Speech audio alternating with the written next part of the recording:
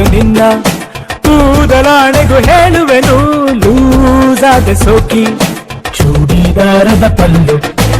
ಇಂಗ್ಲಿಷಿನಲ್ಲಿ ಬೇಕು ಎಂದರೆ ಹಾಡುವೆನು ನೀ ಕ್ಷಮಿಸಬೇಕು ನಾ 8ನೇ ಕ್ಲಾಸು ಫೇಲು ಟೀಚರ್ ನಾನು ಶಿಷ್ಯ ನೀನು ಸ್ಕೂಲ್ ಚಾಲು ಆಯ್ತು ಜ್ವರ ಬಂದಾಯ್ತು ಎಡಬಟ್ಟಾಯ್ತು ಸ್ವರ ನಿಂತೋಯ್ತು ಹೋಯ್ತು ಉಪ್ಪು ಖಾರ ತಿಂದ ಬಾಡಿಗ್ 28 ಆಯ್ತು ಬೆಳಗಾಗಿತ್ತು